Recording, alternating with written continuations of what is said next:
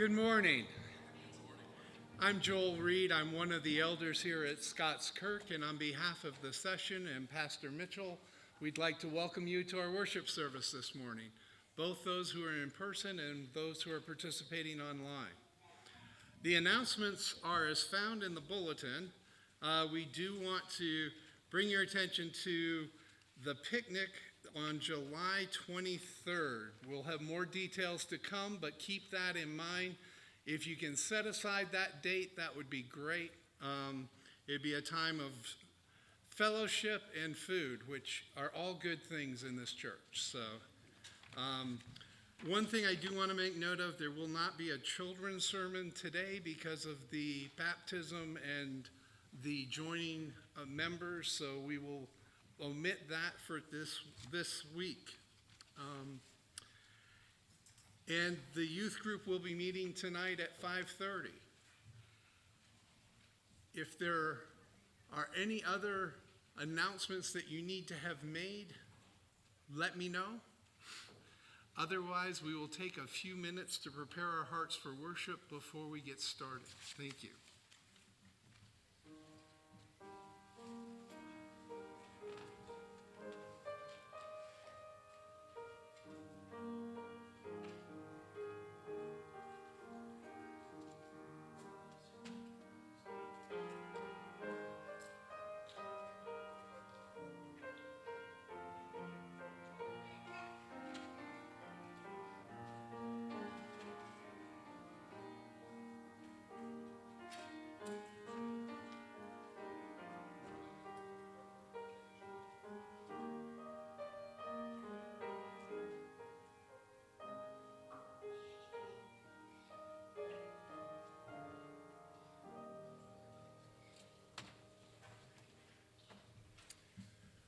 For our call to worship this morning, I'd like to use Exodus chapter 15, verses 1 to 2.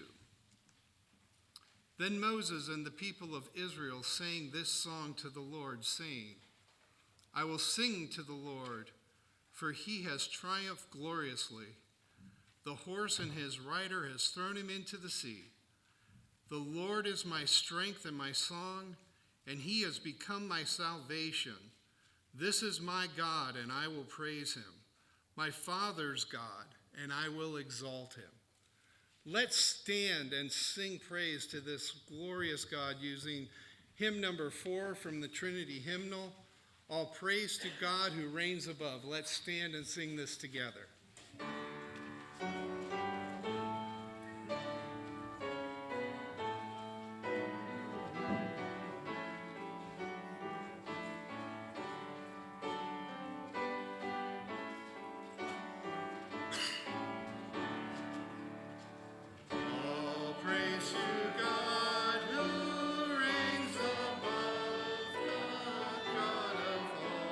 Creation, the God of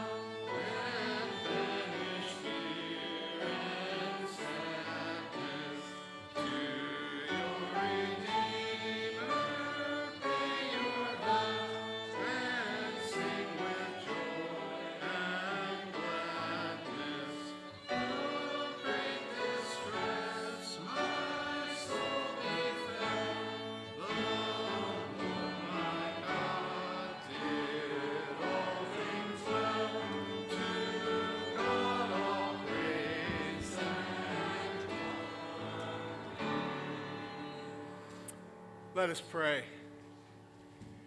Dear gracious Heavenly Father, once again you have called us into your presence, your holy presence, we who don't deserve anything but your wrath. Yet you have called us here to this place to worship you. Thank you, Lord, for your great love and your grace that you show upon us. The fact that you sent your Son to teach us, as he taught his disciples to pray, saying, Our Father, who art in heaven, hallowed be thy name. Thy kingdom come, thy will be done, on earth as it is in heaven.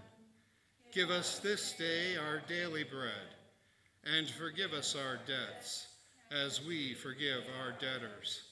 And lead us not into temptation, but deliver us from evil. For thine is the kingdom, and the power, and the glory forever. Amen. You may be seated. For our confession of sin,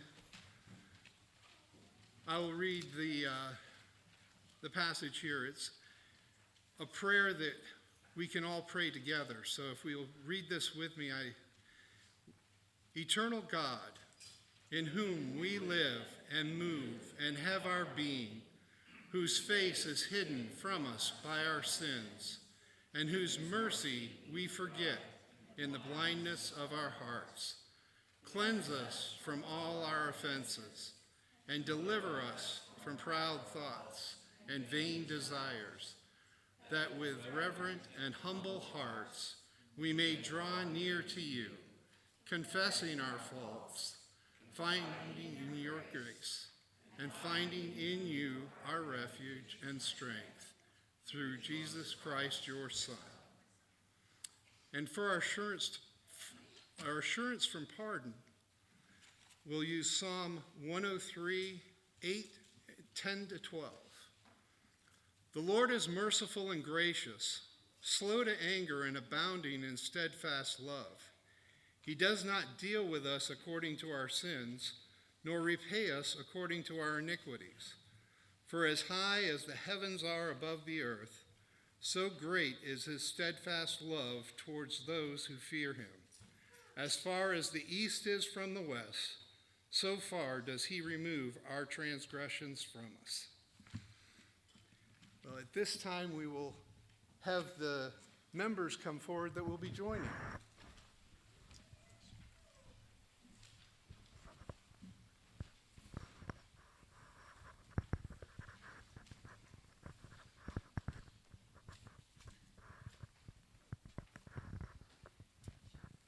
Matthew and Rhett, it is my privilege today to ask you the questions you've already answered in front of the session of Scots Kirk, and to just have seen and been a part of what God has done. Matthew, to bring you to this point, and Rhett, my son, to bring you to this point. We are thankful to the Lord, for he has done great things, and we are glad. And these vows of church membership unite us all together in the Christian life God has called us to walk. For he has not let us live this life alone, but he has put us in community here in his visible church together. I'll ask you each of these questions. You can respond in unison, men. Do you confess that you are a sinner in the sight of God, that you deserve his punishment, and that you are unable to save yourself, and that you are without hope of salvation except for God's love and mercy? Do you? Yes. And do you believe in the Lord Jesus Christ as the Son of God and Savior of sinners? And do you receive and trust in him alone for your salvation? Do you? Yes. And do you accept the Bible, comprised of the Old and New Testaments, as the written Word of God, and that it is the only perfect rule of faith in how to live? Yes. Do you promise to trust in the guidance and strength of the Holy Spirit so that you can live all of life as a Christian, following the example set by Jesus Christ? Yes. And do you promise to exercise faithful stewardship of God's resources entrusted to you for the furtherance of God's kingdom and purposes? Yes. you accept that the doctrines and principles of the standards of the Associated Reformed Presbyterian Church are founded upon the Scriptures? Yes. And finally, in loving obedience, do you submit yourself to the government and discipline of this church, promising to seek the peace, purity, and prosperity of this congregation as long as you are a member of it? Yes. And upon hearing these affirmative responses, I ask you, congregation of Scots Kirk, if at this time you will join with them in encouraging one another, building one another up in the Lord under the headship of our great King, the Lord Jesus himself. Would you signify that by standing now as we pray together? Let's pray. O gracious Father, how thankful we are that you are building the church, O Lord Jesus Christ, by your Spirit, regenerating, sanctifying, and one day glorifying. We thank you, Lord, that you are in the work that has already happened in Matthew and Rhett's lives, and you are in them now, building them up, even by your word as it goes forth today. And Father, may your Spirit be the one on whom we depend, not our own flesh, as we all seek to walk in the unity and love that you've called us to, according to the resurrected power of the Lord Jesus, who is our atonement and our righteousness. In his name we pray. Amen. Please be seated. And at this time, Red, I'll ask you to take a seat. And Matthew, if you'll stay with me here. We have the privilege this morning of the sacrament of baptism for Matthew Carnes. He has not yet been baptized. And Matthew chapter 28 in the Great Commission tells us that we are to go and make disciples and to baptize them in the name of the Father, the Son, and the Holy Spirit. And that is just what we're here to do this morning. But first, before we baptize, I want to briefly look to the book of Acts. And in the book of Acts, chapter 2, we find many baptisms going on in the early church. Those many baptisms we'll look at just from verse 37 down to the end of verse 41. And Christ is being preached. And at the end of Peter's sermon, many are convicted of their sin and want to turn to Christ. And what is Peter going to have them do? Well, you guessed it. Be baptized as they are placing their faith in Christ. Let's hear God's word from the pen of Luke in his second volume, the book of Acts, breathed out by the Holy Spirit for each of us today. Acts 2, verse 37. Now when they heard this, they were cut to the heart and said to Peter and the rest of the apostles, "Brothers, what shall we do?" And Peter said to them, "Repent and be baptized, every one of you, in the name of Jesus Christ, for the forgiveness of your sins. And you will receive the gift of the Holy Spirit. For the promise is for you and for your children, and for all who are far off, everyone whom the Lord our God calls to himself." And with many other words he bore witness and continued to exhort them, saying, "Save yourselves from this crooked generation." So those who received his word were baptized, and there were added that day about 3,000 souls. Well, God has been at work in his church, and he is still at work in his church. And he gave us the word so that it is proclaimed, preached, and that's how he brings sinners to repent and believe in Jesus, to be justified, to be sanctified, to learn the Christian life, and then to walk in it. And he leads us home towards glory. This is all part of his plan. But he also, in addition to the word being preached, gives us the sacraments. Our catechism will ask us about what they are later in this worship service, but there are two. And those sacraments are the Lord's Supper and baptism. Now, the Lord's Supper we observe regularly, and baptism we observe whenever it is appropriate to do so. Whenever those who have children in the Lord are to be brought before the church and have them baptized as they'll be raised with all the benefits of being a part of the visible community of God. And when believers come to be baptized, as Matthew is coming, professing faith, and for the first time receiving the sacrament of baptism. Now, even though Matthew is a part of this proclamation of God's truth in its picture form in the sacrament, I want you all to remember it's not primarily about Matthew. It's primarily about what God does. What does God do? Just as a shower, water cleanses the body, so Christ's blood cleanses the soul of all those who will trust in him. And so Matthew is one coming here professing that faith and that trust, but this is a reminder for all of God's people that just as you have trusted in Christ, so you are clean. And Christ's blood has washed you and made you as white as snow. Just as the Lord's Supper pictures our sustenance being in Christ, so baptism is this beautiful picture of Christ's cleansing blood. Matthew, if you'll come here. Matthew, David Carnes, I baptize you in the name of the Father and the Son and the Holy Spirit. Let us pray together. Oh, Father in heaven, you sprinkle upon us abundant gifts, life and breath, your word, your covenant promises, your only begotten Son.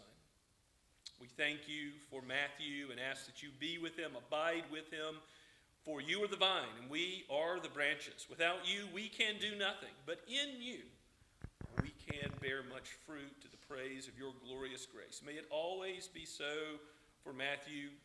Strengthen him, guide him, direct him with your word as a lamp to his feet, and bless him in his union with this body. Bless us as we walk together according to the Spirit, the gift that Christ has given us, so that we might walk the Christian life homeward where he is in glory. Even as he reigns over his church, we now pray in Jesus' name. Amen. Welcome. And I'll give everyone an opportunity to shake Matthew and Rhett's hand after the service. Go ahead and have a seat.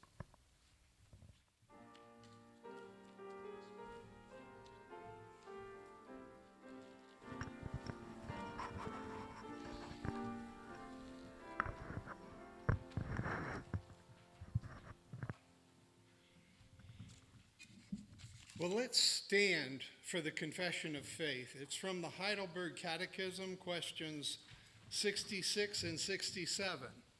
I'll read the questions and we can read the answers together. What are the sacraments? The sacraments are holy, visible signs and seals. They were instituted by God so that by their use we might be the more fully declare and seal us the promise of the gospel. And this is the promise, that God graciously grants us forgiveness of sins and everlasting life because of the one sacrifice of Christ accomplished on the cross. Are both the word and the sacraments then intended to focus our faith on the sacrifice of Jesus Christ on the cross as the only ground for our salvation? Yes, indeed. The Holy Spirit teaches us in the gospel and assures us by the sacrament that our entire salvation rests on Christ, one sacrifice for us on the cross. You may be seated.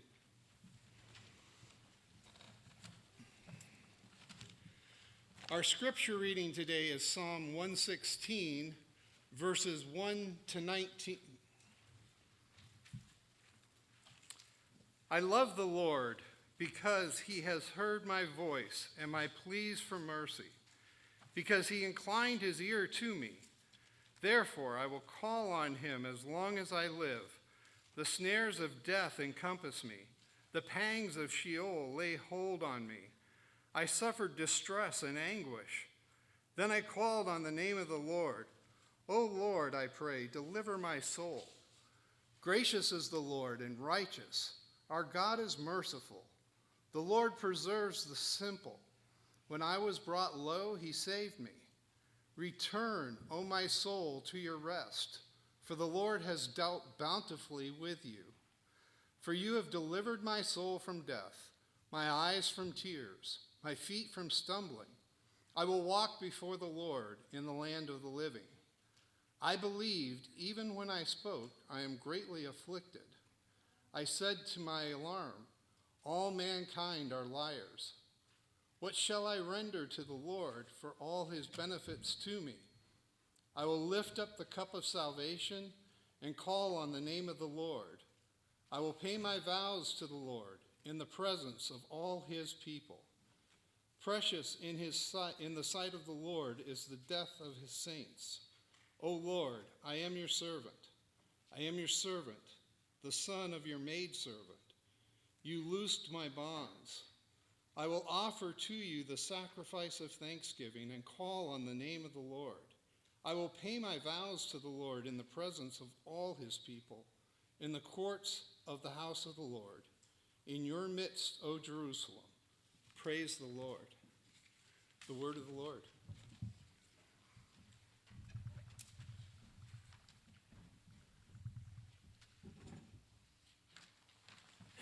Let us bow before the Lord once again in prayer. O Father, Son, and Holy Spirit, you are the one who spoke this world into existence, and you are holy, holy, holy. We come before you not in our own righteousness, not in our own merit, but through the God-man, the one mediator between God and man, the Lord Jesus Christ himself.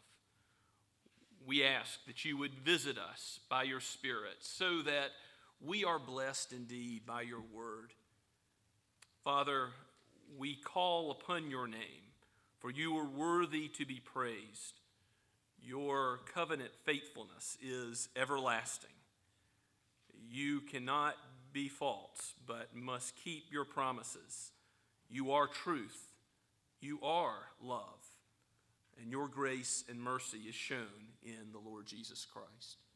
Father, I thank you for how you have been so kind to this congregation and to the Associate Reformed Church as a denomination. We thank you for your answering our prayers regarding Synod this last week. You are leading us as a denomination in pleasant pastures. You have blessed our church indeed.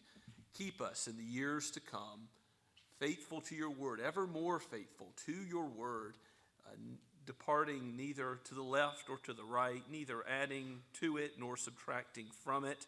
May it be our standard and our standard alone. May your word be a lamp to our feet, even as we seek to live all of life as your children. Give us a sweet unity as a body, such that the world might see how we love one another and come to know your love also. Give us patience with others who are caught in sin, and let us remember how patient you have been with us. O Lord, help us to show hospitality, even to those who may not be interested in showing hospitality to us. Help us to love our enemies. Give us wisdom as we seek to do that in different contexts. We ask, Lord, that you would be with parents who are seeking to raise their children, younger children, teenagers, those who are about to be out of the house or there already. We pray that you would give not only guidance by your word, but wisdom, patience, and joy in this calling that you've given us. And strengthen marriages, Lord. We pray for husbands and wives that they might be bound together in the love of Christ, and so bound to one another in their covenant promises to one another. We thank you for the institution of marriage, for it is good as you are good. And we pray for its protection in the culture. We know that you are King of kings and Lord of lords, and yet many will call evil good and good evil and distort the truth of your created order. And so, Lord, we pray for wisdom as we navigate this world as it is, but also that you would restrain the hearts of wicked men, and for the blessing of all of mankind, that you would thwart plans to distort the truth about male and female, about marriage, about what we as a society are to be. And we pray that you would also let us see an end to abortion in our time, that we would know this practice no longer given cover by legality in these United States. Or Father, if it be your will, and if each state is to decide each themselves, Father, give wisdom to all those leaders, governors, Congress, at the state level, and judges and courts that may take on this issue. We pray for the Supreme Court. We pray for the current president, and we pray for the upcoming elections. And all these things, we know that you are sovereign, God. We pray that you would guide and direct us. And in wrath, remember mercy. Even as you judge the wicked, remember your church. Remember those who have not bowed the knee to another God. Father, we are sinners, and we deserve your wrath and displeasure. But you have been so gracious and so merciful by uniting us to Christ. May we worship his name in all that we do. We thank you again for those uniting to your church, for those receiving that covenant sign of baptism. You are our God. We are your people, and so it shall be forever. You are the great shepherd of the sheep, Lord Jesus, and you will not let any of those go that you have begun a work in. You will pursue them, even if it means leaving the 99 to seek out the one. You will seek and save the lost to the uttermost. Those who you've begun a good work in, you will bring to completion. And so we say, come quickly, Lord Jesus, come. For we know then on that great day of your coming in judgment, we shall have no fear, because your righteousness is given to us. Your atonement covers our sin. Hallelujah. May your name be praised. In Jesus' name we pray. Amen. As we continue to worship the Lord this morning, there is a typo in the bulletin. It's Blue Book page 32. Blue Book page 32. Oh, how good it is. Let's stand and sing together.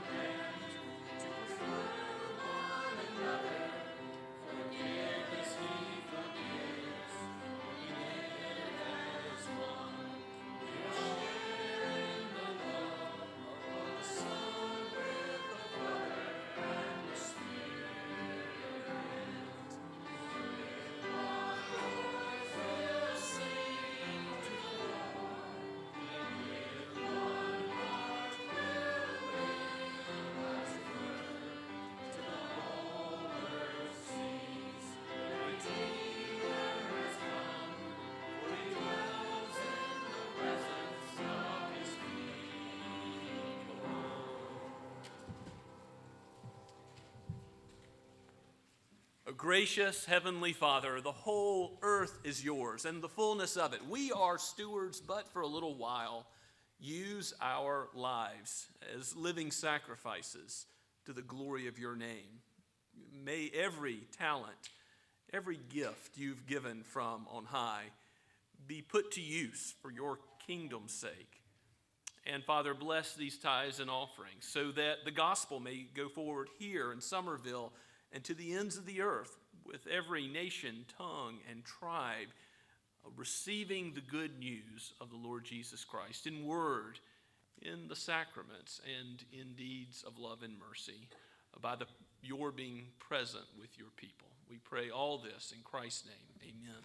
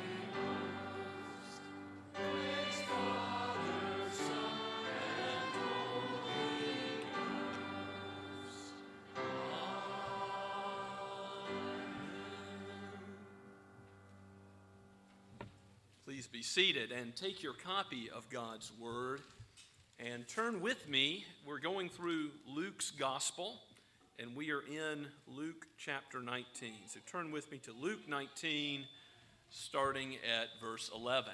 Last week, if you recall, we saw Zacchaeus climbing in a sycamore tree and Jesus coming to visit him with salvation. He came to seek and save the lost. Remember, Jesus is on the way to Jerusalem, and he's almost there. He's on the way to Jerusalem to die, to give his life as a ransom for many. And on the road to doing that great work, which he came to do, he is teaching. And part of his teaching, Luke records many of his parables, and here is one of the parables before us this morning, the parable of the 10 minas. Similar to the parable of the talents found in Matthew 25. The monetary unit there, the talent, is bigger. A mina is a few months' salary instead of a great sum of money. But it's still not inconsequential. Your version might say the parable of the pounds. Now, the British pound used to be worth more if somebody equated the two. But nevertheless, the monetary unit and its value does not particularly matter, because unlike the parable of the talents, where you have differing amounts of talents given to the various servants involved, and that does illustrate a truth that God gives as he pleases. Some he gives much, to some he gives less. But here he gives a gift to all. He gives a gift to all equally, and there's still the question of how they respond. Remember, as we've been seeing, the citizens of Israel, the Pharisees and Sadducees, have been rejecting Christ and his kingdom. And Jesus has told them he's going to give his kingdom to another. He's going to give his kingdom to the Gentiles, to all who will believe in the great King, the Son, who the kingdom is ruled by and governed by Jesus himself. So here, the Word of God as it comes to us, showing us the salvation found in Christ and also warning us of the judgment coming to those who reject him. This is from Luke's pen and breathed out by the Holy Spirit for each of us today. As they heard these things, he, that is Jesus, proceeded to tell a parable, because he was near to Jerusalem and because they supposed that the kingdom of God was to appear immediately. He said, therefore, a nobleman went into a far country to receive for himself a kingdom and then return. Calling 10 of his servants, he gave them 10 minas and said to them, engage in business until I come. But his citizens hated him and sent a delegation after him, saying, we do not want this man to reign over us. And when he returned, having received the kingdom, he ordered these servants to whom he had given the money to be called to him, that he might know what they had gained by doing business. The first came before him, saying, Lord, your mina has made 10 minas more. And he said to him, well done, good servant. Because you have been faithful in very little, you shall have authority over 10 cities. And the second came, saying, Lord, your mina has made 5 minas. And he said to him, and you are to be over 5 cities. Then another came, saying, Lord, here is your mina, which I kept laid away in a handkerchief. And I was afraid of you, because you are a severe man. You take what you did not deposit and reap what you did not sow. He said to him, I condemn you with your own words, you wicked servant. You knew that I was a severe man, taking what I did not deposit and reaping what I did not sow. Why then did you not put my money in the bank? And at my coming I might have collected it with interest. And he said to those who stood by, take the mina from him and give it to the one who has 10 minas. And they said to him, Lord, he has 10 minas. I tell you that to everyone who has, more will be given, but from the one who has not, even what he has will be taken away. But as for these enemies of mine who did not want me to reign over them, bring them here and slaughter them before me. Let's pray and ask God's help. O Lord in heaven, this is a powerful word, a powerful parable that shows your just wrath against sin and your free gift of salvation in Christ our King. Teach us, rule over us, reign over us, that we might follow him all of our days and produce much fruit to the praise of your glorious grace. For we pray this in Jesus' holy name. Amen. Well, you might notice that there is a capitalistic impulse behind this parable. Money makes more money. Now, of course, the scriptures do protect private property. The 8th commandment assumes it. But that's really not the point of this parable, something having to do with worldly wealth. The point of the gifts given, the minas that are bequeathed to the servants, is that God gives gifts to men. We're breathing air now. We're accepting the means of grace he has given. We know the joy of human love, of sight and sound, and we see a sunny day. We see that God sends the rain on both the just and the unjust. We see all of the ways he gives gifts to men. And that is represented by this glorious king who goes away for a little while to receive a kingdom. but then comes back for an accounting of how we use those gifts. Now, it's plain to see that not all of those who are called his servants are actually his servants at all, because the one who kept the money in the handkerchief, the one who put it away, proves himself to have not ever to live for Christ. He is like the foolish man who built his life on sinking sand. He heard the words of Christ, but he did not put them into practice. He thought about, maybe I will put them into practice, but he never did.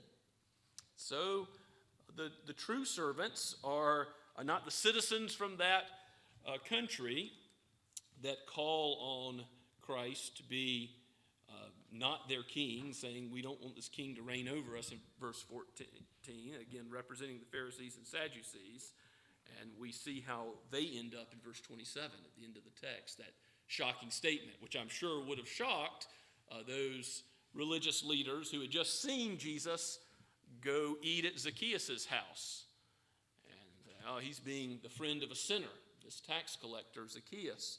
Well, Jesus is saying that God in his wrath will utterly slaughter. Yes, there is a wrath of the Lamb that will come upon those disobedient ones who have heard the word of God and not only not put it into practice, but actually oppose the very king himself when he came.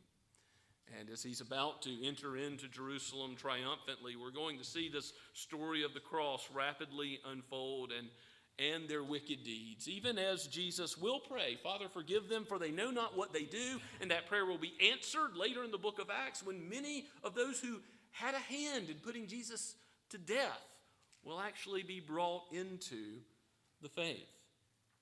Well, this parable, Jesus tells us, is explicitly given so that a misunderstanding will be avoided. In verse 11, the first verse that we read, it says the kingdom of God, some supposed, would be coming immediately or right away. The issue here is that Jesus is coming into Jerusalem, and many of his disciples and his opponents thought that he was trying to bring in a worldly kingdom to overthrow the yoke of Rome, and that it would be there right soon. But as the Lord, one day is 1,000 years, and 1,000 years is one day, here it is 2 millennia later, and Jesus still has not returned. Has he been slow in his coming? 2 Peter addresses that. 1 Thessalonians chapter 5 addresses that kind of question. What do we do, since it seems like it's been so long since our king has gone away for a little while? Well, we're to live in such a way where we are doing business, engaging in business for his kingdom until he comes again. And even as Jesus calls us to do that in verse 13, after giving out these minas, he says, engage in business until I come. We ought to remember that it shows our heart, because our God is an unseen God. He's present with us. He is watching over us. He is reigning with us. But John says you'll show the love of an unseen God as you love one another, as you put into practice his commandments. Those who love Jesus do what he commands. And so doing his kingdom business ultimately means doing what? Doing his will, which is found in the scripture. So being about in the business we're called to do does mean that we'll be in the Word, learning from the Word. Now it's the king and his gift that's being put to work. The money works. It's like a little soldier going out, as some have said, that does work even while the king is away. The king has given the minas, and you notice how the servants who are called good servants and are commended by the king, they highlight what the king has done, not their own intellectual prowess, not their own investing ability. They say, Lord, your mina has gained 10 more, the first servant says in verse 17. And in verse 19, another says, verse 18, that your mina has gained 5 minas. And how does Jesus reward them? With rule over 10 cities, rule over 5 cities. Their reward for kingdom service is more kingdom service, the opportunity to serve their king further. Oh, what a wonderful reward this is when you think about our everlasting home, that Christ has built us many mansions, and we will behold his face along with all the holy angels, and where the streets are made of gold. That's where we will have an everlasting rule, and perhaps more reward and responsibilities here on earth as well. This is something that shows, as 1 Corinthians 3:8 does, that there are degrees to Christ's heavenly reward, none of it based on any merit that we have in us, but based on the king's prerogative, his authority to bless some and to bless others in varying amounts. And we will all have our cup filled, our joy full in heaven, but it is Christ's prerogative to have someone sit on his right and his left, for him to say, you rule over 10 cities and you rule over 5. Even in that heavenly glory, it is fitting for him to decide who gets what. But you notice in verse 20 that final servant, when he comes before his master, he has a couple of problems. He says he was afraid in verse 21 because he has a take on the master's character that is wrong, rooted in fear. You are a severe man. And then he gives an example of what kind of man he is. You take what you did not deposit and reap what you did not sow. He doesn't like the capitalistic impulse. He says, well, you just gave us money, and you're expecting to get more money from it where you didn't sow anything. But what in fact did he sow? The minas. He gave that initial gift that it might be used for his glory, for his kingdom. He quotes the man's words back to him.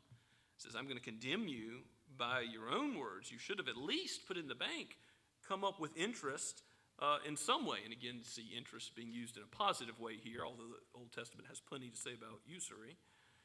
He said to those who stood by, take his mina away and give it to the one who has 10. Give the job to the busiest person in the office. Why? He's going to get things done.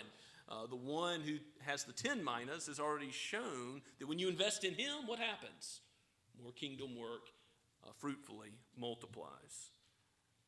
And Jesus says it's in this context that the one who hears his words but doesn't put them into practice will have even his gifts and the good things he enjoys in this life one day taken away. And there is a judgment that is coming that is perfectly fair, because it is God's prerogative to give us justice.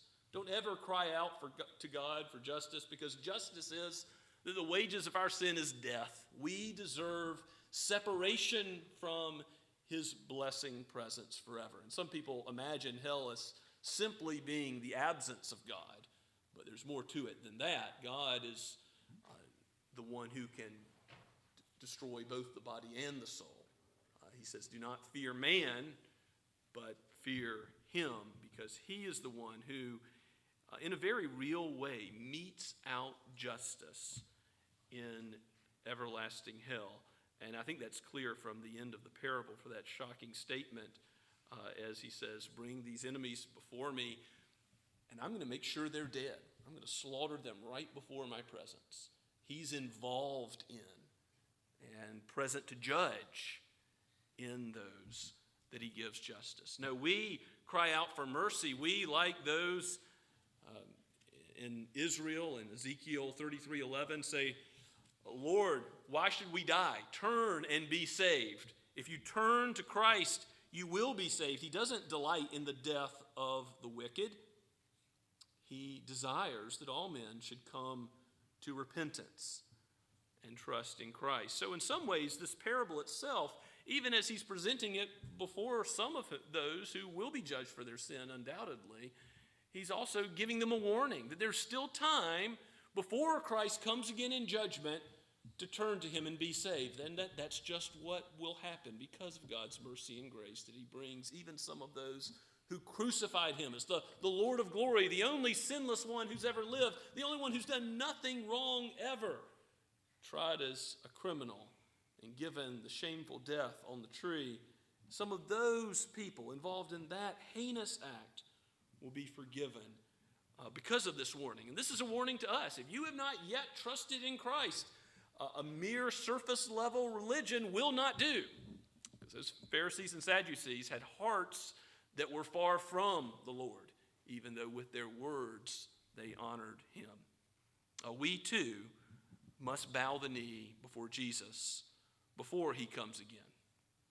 At that great day, Philippians chapter 2 tells us that every knee will bow, but it will be involuntarily. Then those who say Jesus will not reign over us and will put up some other God as their sovereign, they one day will bow to King Jesus too. So bow now while it is the day of salvation, and do business, because every soul that Christ redeems, he justifies, he adopts into his family. He gives this precious fellowship that we have as believers, but he also sanctifies. If you look at just the outline of the book of Romans, chapters 1 and 2 have to do with all humanity being sinners and lost. Justice is that we get death.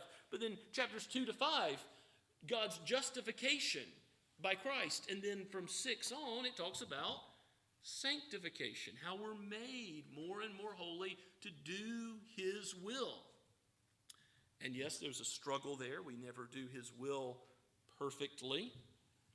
There's a constant battle with the flesh. Romans 7 deals with that. There's questions we might have about God's justice. Why is it that some of Israel, God's chosen people from long ago, aren't saved? Paul deals with that in Romans 9. He says it's God's prerogative to take away his kingdom from those who reject it and to give it to whomever he wills. God is sovereign in salvation. And he may do what he wishes with these clay pots that we are as humans. Make one for a vessel of wrath. Make one for a vessel of mercy. And we all deserved wrath. That's fair. What's unfair is that Christ, the Son of God, took on the punishment, the wrath we deserved, so that we would receive mercy, so that some are saved, so that some receive this great blessing at the King's hand. So as we are doing business in this life, we ought to overflow with thanksgiving for the opportunity to live for our King and to use the gifts he's given us, not to earn any merit towards heaven, can't do that, but because he has been so gracious to us. And that goes in any calling, great or small. If y'all have been involved in the church and ministries long enough, you know that some things people might notice, but other things are behind the scenes. And that's true in the formal church setting. It's also true in your neighborhood or at your workplace.